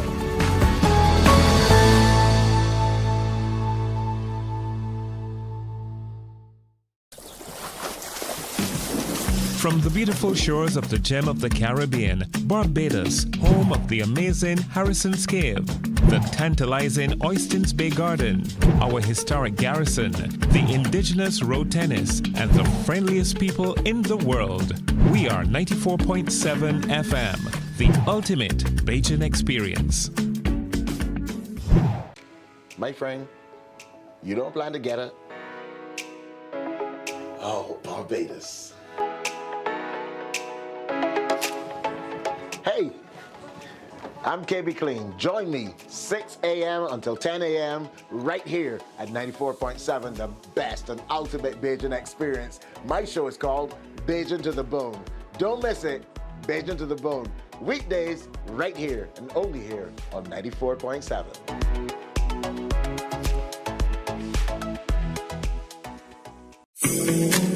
The facts say Morning Barbados reaches an audience of over 50,000 and Newsnight reaches over 56,000. It's simple. When you advertise, you're getting your message to over 50,000 of your potential customers. Make the call to CBC Sales Department today and watch your business grow. Morning, morning, morning. Good morning. Good morning to you. 16 and a half minutes now after 7 o'clock. Don't forget, keep sending us those photographs of your children as they headed out to school today in their uniforms. Remember to note their name and the school they attend, and we'll be happy to share it with our audience as well. And we really do appreciate all of you who have been sending your photographs thus far. Those children are absolutely beautiful. Remember, they're the flowers of God's garden. We have to help them, water them and help them grow. And that's perhaps what we're turning our attention to now, the Future Leaders Foundation. Because these three gentlemen who sit with me on the set, there's Mauricio Chase, Christopher Sherlin, and Kevin Cobham. And they did not tell me to bring my jacket. That's why, gentlemen, good morning to you. Good morning, good morning. Whoa, these are powerful voices out here on the set. Good to have you indeed. Tell me, Mauricio, what is the Future Leaders Foundation? What's your mandate? So the Future Leaders Foundation was born out of a desire to address the critical need for strong, responsible youth leadership in Barbados. We are focused on empowering young individuals ages 8 to 18 by fostering leadership qualities through mentorship, community engagement, and education. Our goal is to equip the next generation with the skills, integrity, and perspective to shape Barbados and lead us into a brighter future. You must have seen a need, therefore, Christopher, for this. What's that need, and how did it present itself so that you said, you know what, let me team up with these other guys to do this? Well, thanks for the question. And yes, there's a need for this within the community. As we look at the youth of Barbados today, holistically, we see, some of them majority of them turn to deviants. Some of them lose themselves along the way. And speaking of my brothers here on set, we saw a need to address it directly, hit the problem from the core, and just try to build with hopes to a brighter future. And so, Kevin, oftentimes we think that the trouble is at the boys' level. Have you seen that? And if so, because I'm looking at you guys, I know you're leading by example here. The way you dress, because sometimes the way one presents oneself tells a lot about oneself too. It is true. So talk to me a little bit about how this program helps the boys. So my background especially when it's dealing with at-risk youth, is through Agnar program. The Agnar program was spearheaded by Itania a couple years ago, and it died out with COVID. So we see there's a gap in that sector, and especially with the youth in Barbados, the boys especially, ladies as well. But when it comes to guidance, they don't have strong male figures, especially in their lives, some of them at least. So we decided to come up with this program so we can mentor them, give them direct interaction with male figures, strong leaders, and point them in the right direction. Mauricio, you said the age range is 8 to 18. That's a vast range right there, because there are different life experiences that you are trying to achieve. How then does your leadership program help to reach them just where they are? Right, so I don't want to let too much out of the bag at this time, Pearson, but we are in the early stages of developing our leadership programs, as you said, based on the age groups. And we're also building out our mentorship network and our community impact projects. So some of the community impact projects we're going to start at the primary schools and what's not, and then work our way forward. But it's really about just, as you said, meeting them where they are and trying to find ways that we can connect with them in a way that we can mold and shape their minds at this stage to create that brighter future for our country. And that's what it's really about, Christopher, isn't it? You know, to be able to see the development of our country over time through the people of our country, the young people of our country taking on a different road. When you look at your life and reflect for just a moment, how much of what you've experienced thus far informs what you're deciding to do now? Well, to be honest, my life from the time that I know, right from wrong, shaped my life going forward. I've made a lot of mistakes. I've tripped and fell along the way, a lot of bad decisions, but I can say it now, from the help of my brothers, through God, I've shaped my life into something positive, and I continue along a certain trajectory, for a better achievement. So Kevin, how do you see the recruitment? Because, Mornin Barbados is one way of exposing what you're hoping to do, achieve here. But how do you now get people enrolling so that they can be partners with you in this process? So we have a social media page, the Future Leaders Foundation Barbados, and that is on Instagram. And we're reaching the youngsters where they are. Social media is the way forward, as much as we might, be dinosaurs to some extent. But at the same time, social media, TikTok, whether it's YouTube, Instagram, those are ways to reach youngsters directly. So if they want to join the program themselves, they can. And if their parents want them to join, within the 35 age range, they can sign them up as well. As we said, we are into mentoring, we're into fostering a strong relationship with the youth. So once we can get into contact with them, whether it's through the schools, through other programs, because we will partner with other programs as well. And once we can meet them directly, we have more than enough people right now that can take the task at hand. So Mauricio, how do you see it working? Because you're also looking for mentors to help you with the program, delivering the modules that you want to deliver. How do you see all of it working? So someone presents themselves, I want to be a part of it. What happens next? So we have, to continue on from what Kevin said, we have on the Instagram page, we have a Google form.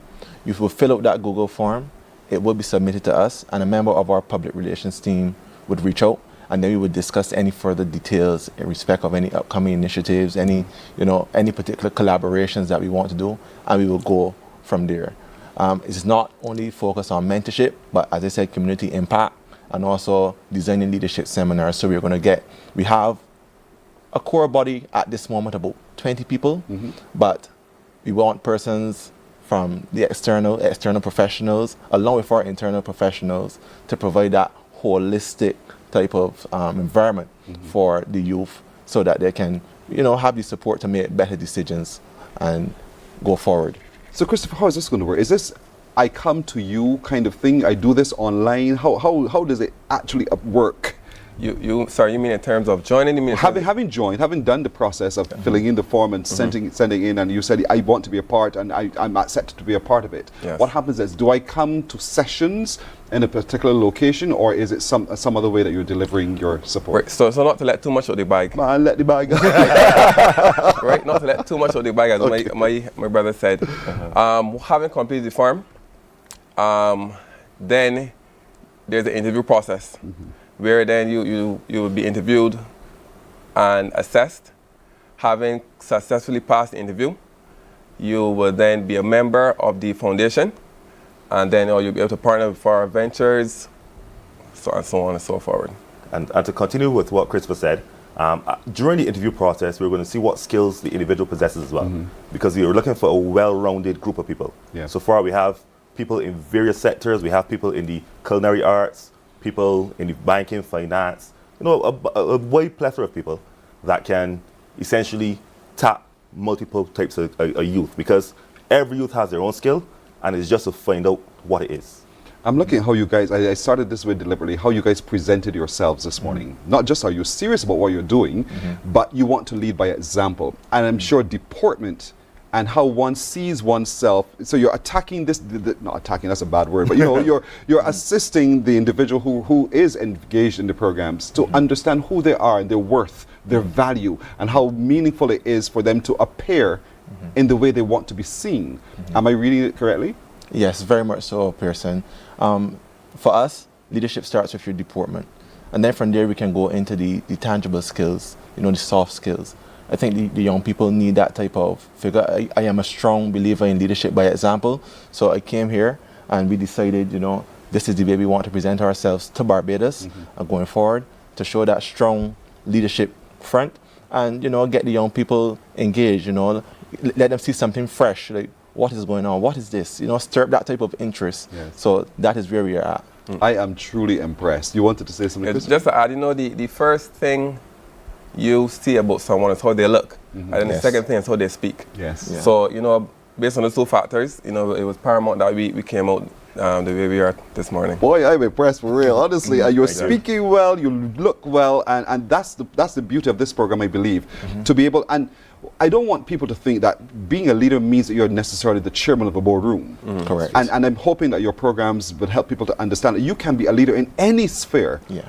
But it's the quality of leadership that you're trying to approach here, so that you control your behavior in a particular way that you are not just seen, but that you're successful as well. And that's what I suppose the Future Leadership Foundation is all about. Yes. So again, remind us how we can enroll. Right. So go on to our Instagram page, Future Leaders Foundation 246. Fill out the Google form, and a member of our public relations team will get back to you. Or you can email us, future.leaders.foundation@outlook.com, and we will take it from there. They will take it from there. It's so simple. And we've just shown you on the screen, by the way, just how you can actually do so. And I want to wish you, gentlemen, the absolute best. I feel as if I was a little bit younger, I'll be a part of this program. So it's great from 8 to 18. I mean, that's just a start. And I'm sure over time you might want to extend the age a little bit further. But if you're looking for any other kind of support by other kind of leaders who want to join your organization, because you're the 3 co-founders, how can we do so, Kev? Once you reach out to us via our email, you can, or the Instagram link, we will reach out to you, and from there, we will interview you, find out what skills you possess, what area you're in, whether it's job attachments, whether it's mentorship, whatever it is. We're pretty open to giving the youth a future and an opportunity, especially when they leave school, because that is the trouble area where there's a gap year, they might get themselves into trouble. But if it's a case where you can get them some hands-on training, some on-the-ground work, the possibilities are endless. I've seen it many times, as I said, through the Agonar program, which is an employability program for youth.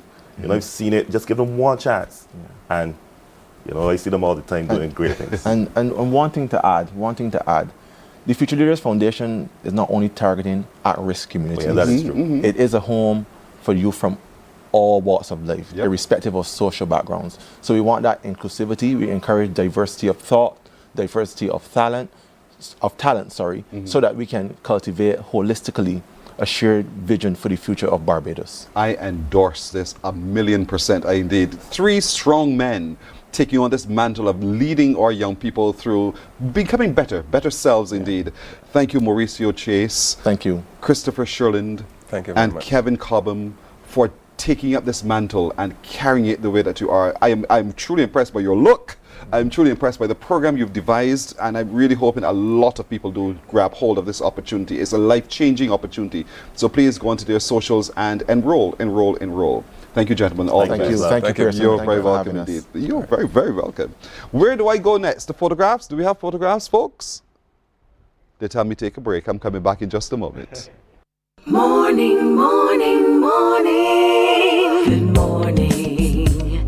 Good morning to you. The facts say Morning Barbados reaches an audience of over 50,000 and Newsnight reaches over 56,000. It's simple. When you advertise, you're getting your message to over 50,000 of your potential customers. Make the call to CBC Sales Department today and watch your business grow. Contact us at 467-5559 or email marketing@cbc.bb. We enjoy a game of dominoes and singing karaoke. I just love cruise. When you love me just a little bit longer. You get to relax and have a drink and listen to some nice music. It's something different. It's spectacular. It's fabulous. You know, it's a different feeling altogether. I never feel so good in a party yet. Follow me to Q in the Community this Thursday. You know why? While you go about your business, we go about our business, and that is gathering the news. Stay up to date at CBC News Barbados on Facebook, Instagram, and Twitter. Get news update on radio throughout the day. And join us for the CBC News Night at 7 every night. CBC News team is on the job and bringing you the news. There is a saying, you can find a Bajan anywhere. Are you a Bajan living abroad? Or do you know of one who has migrated to another country? Well, we at Mornin Barbados would love to have you or them on our Bajan Affair segment. Share your amazing stories, experiences, and how you have adapted to a new culture. Send us an email to morninbarbados@cbc.bb. And together we will travel the world.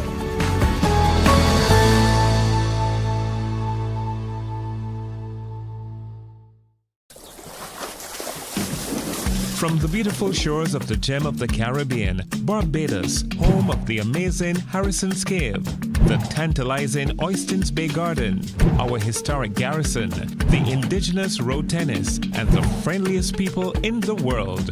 We are 94.7 FM, the ultimate Bajan experience. My friend, you don't plan to get it?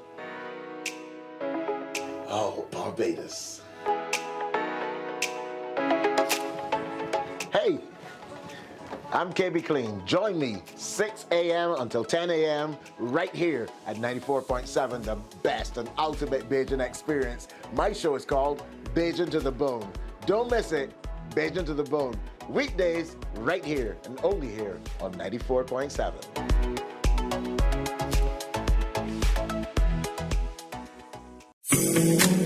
The facts say Morning Barbados reaches an audience of over 50,000 and Newsnight reaches over 56,000. It's simple. When you advertise, you're getting your message to over 50,000 of your potential customers. Make the call to CBC Sales Department today and watch your business grow. Contact us at 467-5559 or email marketing@cbc.bb.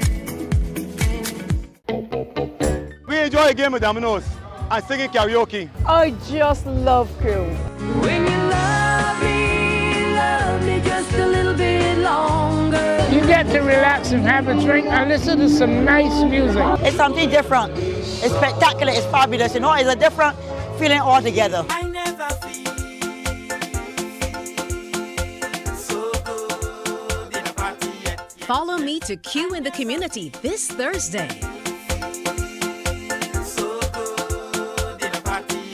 You know why? While you go about your business, we go about our business, and that is gathering the news. Stay up to date at CBC News Barbados on Facebook, Instagram, and Twitter. Get news update on radio throughout the day. And join us for the CBC News Night at 7 every night. CBC News team is on the job and bringing you the news. Morning, morning. Good morning. Good morning to you. Well, let me tell you what you know. Answer Motors knows vehicles. Answer Motors knows how to put you on the road safely. Answer Motors has this beast that I'm standing next to. Joining me right here on set is Kristen Smith, your sales executive with Answer Motors. Good morning, Kristen. Good morning, Pearson. Thank you for having me. Oh, it's our pleasure. It's our pleasure. After all, look at what appeared in our studio. It's the Proton X90. That is correct. What makes it such a super vehicle? Okay, so I want to introduce you to the Proton brand first. So Proton was here in the early 2000s, and now we're reintroducing the brand to Barbados. Now, the beauty of this unit in particular is that it has an association with Volvo. It's in the same group of companies, and Volvo was instrumental in designing the chassis of this vehicle and the engine. So what you have here is a European graded vehicle. It comes with a 5-star safety rating that is known with Volvo. So as we know, on Barbados, recently we had over just about 7,000 collisions in 2024. You have a vehicle that provides the safety and all the features to make you drive safely on the road. Really? Yes. What are some of those safety features? So we have front and rear collision warning, you have lane assist, blind spot detection, autonomous emergency braking. So while you're driving, if a person suddenly brakes in front of you, a child walking the road and steps down, the vehicle will actually apply the brakes for you. It is that intelligent? That intelligent. While you're reversing out of your driveway, a vehicle is coming across, it applies the brakes, and it can also read road signs, let you know if you're over the speed limit, if you're approaching a crossing, or if you're in a no parking zone. I want one of these. I want one of these. And I'm sure many of our viewers this morning are saying the same thing. We want one of these. Yes. This is fantastic. I like the fact it is so smart. Yes. That it actually helps you to be safe on the road. And that's important for a family because this is a super vehicle. Yes. So this is considered an adult 7-seater. And the reason why we stress on adult 7-seater, when you sit in the back, your knees aren't to your chest. You actually have leg room. Oh, good. And you have space to your side. Good. So if you're a family of 5 and more, it's superb space. Superb I'm so space. glad you said because often I'm the one who's set to the very back, and to know that my feet are not all bunched up, which is very roomy, very spacious, and very good. Yes. So it's great for the family outings and that kind of thing. Absolutely. And even if you're not a family of 5 and more, the back seats can go right down, and you have all of this trunk space. So even if you're not a family of more than 5, this vehicle is still for you. Yeah. And one of the features I've noticed about it is it's the voice control. Yes. Talk to me about that, Chris. Okay, so we do have an onboard voice assistant that you can speak to the vehicle. You can control the windows, the AC, and the radio. And this assists again with safety. So while you're driving, you're not fidgeting with all the gadgets in the vehicle. You literally just say, "Hi, Proton." It responds to you, and you say, "Hey, open all the windows," and all the windows will open. You're a little child in me says, "Let's test this." Yeah, absolutely. Does it have to know my voice, or anyone in the car can actually say that? Anyone in the car. Really? And you have the voice prompt of Hi Proton, or you have the button on the steering wheel. Now I have a young daughter, and I know that she will go ballistic saying Hi Proton, Hi Proton. So you can actually turn off the voice prompt so that when you have your family in the vehicle, the children don't get carried away. Or the vehicle gets confused. So who's talking to me right now? Who's talking to me? Correct. And that's fantastic as well. And those are super features you don't find too often anywhere else. Absolutely, absolutely. So we can go inside and do a test on it. Thank you for the invitation. Absolutely. Let's go inside, everybody. You come in with me, folks. You go around the outside, and he'll be in the driver's seat. I'm not taking the driver's seat today. You sit in here right away, and it's so comfortable. Yes. What about if I wanted to adjust how I sit here? So the seats are powered. If you reach on the side there, you can see the controls. Yes. So as you push them around, the seats will be powered. And it does this thing, yes. Right? Yes. So you can put it in the exact position that you would like. Now to show you the voice assistant, let's pretend I'm driving down the road. Right. Hi Proton. Good evening, Master. Be careful while you're driving. Open all windows. Open all areas. And there you have it. The windows are open. My hands are still on the steering. Do your hands have to be on the steering for that to hear you? No. Okay. Ma'am, could you play 98.1? So here's what it says. I have to say Proton? Say hi Proton and then say turn station right. Oh, she knows it. Hello, hi Proton, could you play 98.1? Let's try it again. Hi Proton. What's up? Turn station to 98.1. 98.1 FM is already playing. Oh, she doesn't like me. It just takes a little assistant time to get it. We get it. And I will, with my customers, I teach them all the tricks and the trade before they leave the showroom. So let's talk about here now. Yes. The controls. So these are the controls. It's inspired from an airplane cockpit, hence why the levers, the way it's designed. I love it. You have all your drive modes here, 360 camera as well. Right, so you can see right around, you can see the studio live as we're there. One thing that I love about this vehicle is if you're talking about storage, Pearson, go ahead and push your hand in there. There's nothing that's going to bite you. Wow, it's deep too. It's very deep, right? And you have that. You have wireless charging, your USB ports, and while you have AC controls to the front, you also have AC in the back for your passengers, and they can control the fan speed as well in the rear. Very nice. Ladies tend to do yes, ladies, look, you can see yourself. Absolutely. That's fantastic. Yes. And looking at the dash here and this what do you call this? This would be your infotainment system. Right. Yes. So you have all the controls for your vehicles here. And if you're looking at your driving safety, you can turn off and on your features according to your driving style as well. All right. It is so easy. So it's touch screen. You can do everything. It's built into the dash and the steering wheel as well. That's correct. You don't have, it's keyless entry? Keyless entry. You can actually remote start the vehicle as well. You have ambient lighting in the vehicle. Everything that you will love to see in a vehicle, this vehicle carries for you. In terms of usage of is it electric? It's a hybrid vehicle. So if you're looking for a 7-seater hybrid, this is the vehicle for you to check it out. Yes, and also remember that this vehicle, the Proton brand, comes with a 5-year warranty and a 5-year service package as well. But there's some other special things that you guys are doing for those who now are going to come down to the showroom at Answer Motors in Wildy. Yes. So talk to me about those specials. So Answer Motors, across the board of all of our brands, we have a promotion going on. Bring a friend, refer a friend, and we will actually give you $500. Once that friend initiates and purchases the vehicle, then we will give you a thank you gift of $500. That is running for the month of January. So you buy the vehicle, tell a friend about it, let the friend come enjoy the same convenience that you love, and you get the $500 by referring the friend. That is absolutely. This is fantastic. This is so good. And how can we find you again? You can find us down at Answer Motors in Wildy. You can also find us online, answermotorsbb.com, and reach out to us on our social medias as well, the platforms. We're on IG, Facebook as well. Just go there. Communicate with us, let us know you're interested, you want to set up a test drive, you want to come and view the vehicles, and our sales team will reach out to you and set it all up for you. And here feels so good. It really feels really, really good. But it feels like a very strong, sturdy vehicle, so it sits on the road well. It sits on the roads well. The suspension, again, in our group of companies, we have Lotus, and they're known for their suspension. So again, the suspension in this vehicle is fantastic. Well, leg room is superb indeed. Can we check behind just a little bit? Yes, absolutely. Thank you, Proton. Let's see what else is behind here. Where are you going to take me, Tristan? Okay. All right. Good. So this is our trunk here. As I mentioned to you, this is when you have your passengers, but Easy does it. You just go down. Those, yes.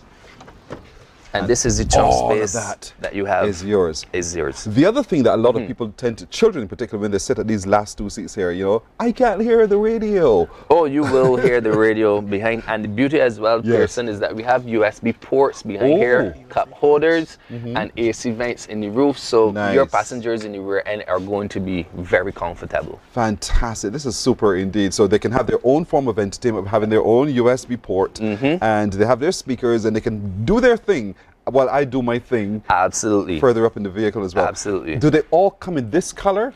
So the colors that we do have, before we get to that. Yes.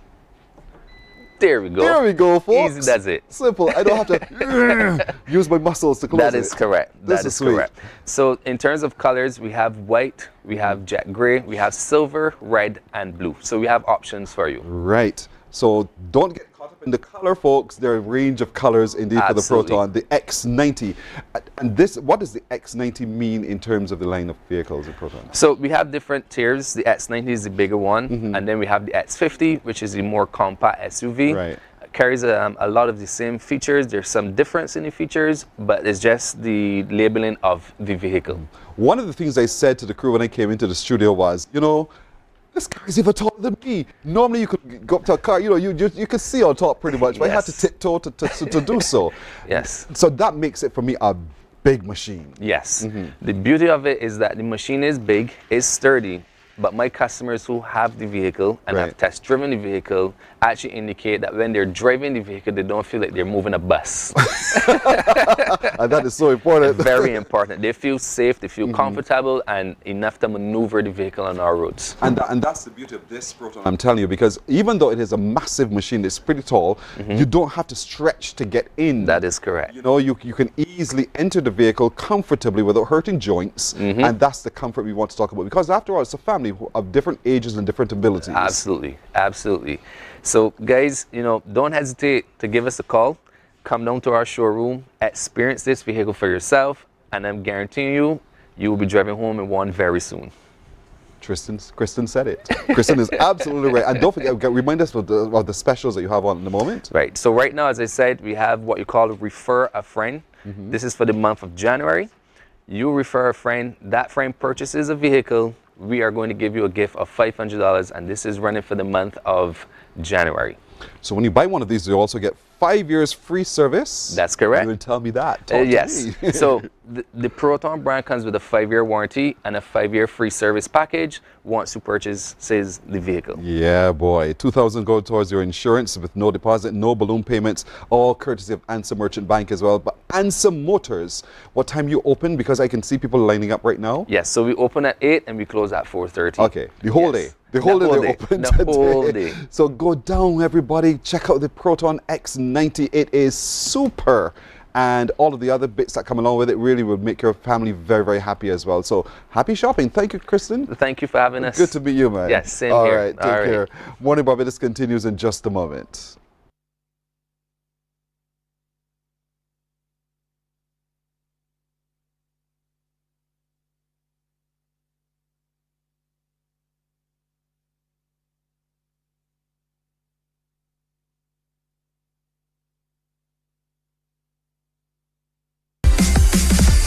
While you go about your business, we go about our business, and that is gathering the news. Stay up to date at CBC News Barbados on Facebook, Instagram, and Twitter. Get news update on radio throughout the day. And join us for the CBC News Night at 7 every night. CBC News team is on the job and bringing you the news. There is a saying, you can find a Bajan anywhere. Are you a Bajan living abroad? Or do you know of one who has migrated to another country? Well, we at Mornin Barbados would love to have you or them on our Bajan Afar segment. Share your amazing stories, experiences, and how you have adapted to a new culture. Send us an email to morninbarbados@cbc.vb. And together we will travel the world.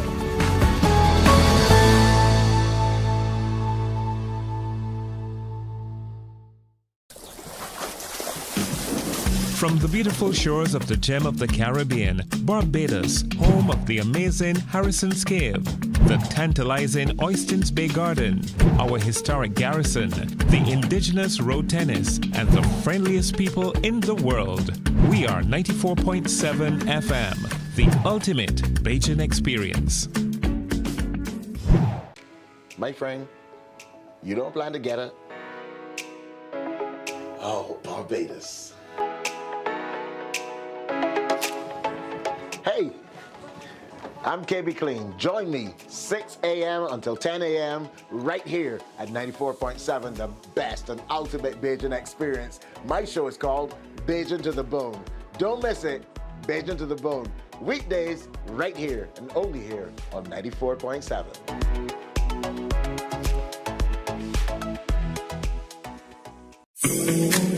The facts say Morning Barbados reaches an audience of over 50,000 and Newsnight reaches over 56,000. It's simple. When you advertise, you're getting your message to over 50,000. Morning, morning, morning. Good morning.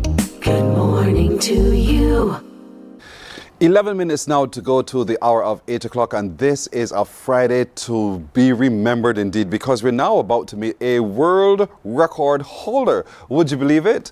And to Trinidad we go to say good morning to you, Joshua Regrello. How do you do? Good morning to Barbados. I am great. Thank you so much for having me. Listen, congratulations to you on this outstanding feat.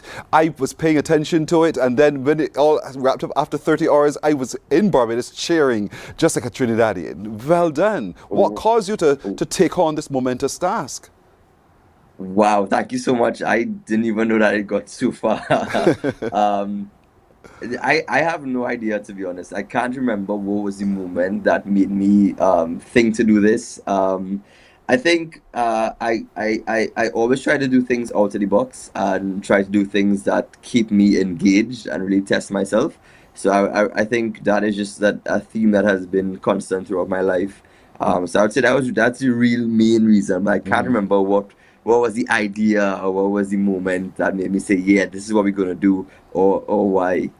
You know, Joshua, by the way, folks, played the pan for 30 hours straight with the mandatory small little short breaks, you know. We sit on a plane to England from the UK and we fly for 8 hours and we get itchy. It's like 8 hours is way too much. We go to work for 8 hours and we freak out at that, but one cannot imagine playing pan for 30 hours continuously. That in itself must have been a mental journey. How did you prepare your mind to tackle it? I mean, it actually was 31 hours. See? Yeah. It wasn't much mental preparation or even physical preparation, to be honest. It was because it is just about convincing yourself that you can do it and then getting into it and doing it. It is not as physically during as it's not as hard as like a marathon that you run. It's not as hard as a 5K. You know, I tried to go for a run like 2 days ago, and after 10 minutes I had to stop. So it just shows you that I can play pan for 31 hours, but I cannot run for 10 minutes, you know. But it is really a spiritual journey more than a physical or even more of a mental task. It's more of, for me, it was more of me talking to God and asking God to continuously just give me the strength to continue. And it's like meditation. Yeah, you ever meditated before, and it's, you know, you have the ability to meditate, but you have to just convince yourself that you need to get rid of all distractions. To me, it was like that. And as you saw in the clip that was played just now, I had a bunch of friends and entertainers coming on board and just making it a show. And with that kind of energy, you don't feel the stop. Because you're a party man. Now, here it is. you had a decision to take on this challenge, really, of meeting the world record. And you had to discuss it with a team of people, no doubt. Who did you turn to first with this idea, and what was the reaction? I went first, there's a radio station in Trinidad called WAC Radio. And the owner is a guy called Kenny Phillips. He's the first person I went to, and the funny thing is that no one questioned it, no one doubted it, everybody was on board. So I went to the owner of the radio station, my stage manager, my videographer, and then I went to all the other performers to ask. So my goal was to do 30 hours featuring 30 performers. So I reached out to 30 performers, and no one at any point questioned it, no one doubted it. Most of them were excited by it, but for me, I'm very grateful for the fact that no one questioned it now. Yes. And so I think even like my family, when we hear people question like a lot of people think that it's such a crazy idea. For us, we were just like. What was interesting was your mother was there with you along the way as well. What did that mean to you? I mean, my grandmother stayed awake for 48 hours. Wow. She was there with me because we started at 6 a.m. but my grandmother was there with me from 3 a.m. the morning before. And I mean, I'm a very family person, very family oriented, and my entire family, like, we're all creatives, we're all in the entertainment industry, and we all, it doesn't matter what project anyone does, we all, no matter what the project is, no matter who's doing it, we all just come out and support. So my mom was there, but my entire family was there behind the scenes. So to me, it is just a constant support. My mom was there, feeding me, giving me drinks, giving me taking Panadol every 6 hours. So it's just encouragement, and it shows you that. I think the one thing that it shows me, not just with my mom, but with everyone that came out, there are so many people that are rooting for you. And I don't just mean that for me, I mean that for everybody in the world. You may think that, sometimes you have haters, or you might have doubt in your mind, but there are so many people rooting for your success. And my mom was there the entire time, rooting for my success. And that was beautiful to behold indeed. Now walk us through the criteria, because I'm sure you had to pay very close attention to the criteria so you don't infringe any of the rules and spoil it. What was the criteria for you to be able to successfully accomplish this? Well, so we actually are still awaiting confirmation. So it's not confirmed yet. It's still an attempt. There are a lot of guidelines that you have to follow. So you're allowed to take 5-minute breaks every hour, which you can accumulate over time. So as you said, I took 2 breaks. I did a 17-hour straight, took a 20-minute break, and then at around the 24th hour, we took a 35-minute break. You're not allowed to repeat one song within a 4-hour period. Wow. So I played like 200 songs, and one song has to be longer than 2 minutes, and then there are just a bunch of other guidelines. So you need to have, if you don't bring Guinness themselves, you have to have like official, objective, independent witnesses who can't stay for longer than periods of 4 hours at a time. So we had 4 witnesses who were doing 4 independent witnesses who would just rotate, interchanging. So it was maybe like around 60 people would have been acting as witnesses within that 31-hour period. And some of those people would just be returning. So there's just like a bunch of other guidelines too, but it was an experience, really and truly. Truly indeed. And oftentimes when you engage in let's call it a marathon for just a moment, and as you're nearing the finish line, your muscles tighten. Did you experience any of that, the pain and the agony of almost at the finish line, or you just have to pull from somewhere else to finish? No. None of that? None of that. The thing about it is, for me at least, the adrenaline took me through. And once you're playing and what makes it fun and a bit easier is that there's so many people around you. There's so many entertainers that pass through and assisted. So that at no point I really felt alone. And once you're playing, it's fine. During the breaks, I didn't feel pain, but I felt like I was exhausted. That was the only real time that I felt exhausted. But throughout, there was no pain, and even afterwards, there was no constant pain. So it wasn't as bad as people think it is, or maybe I just didn't realize how bad it probably was.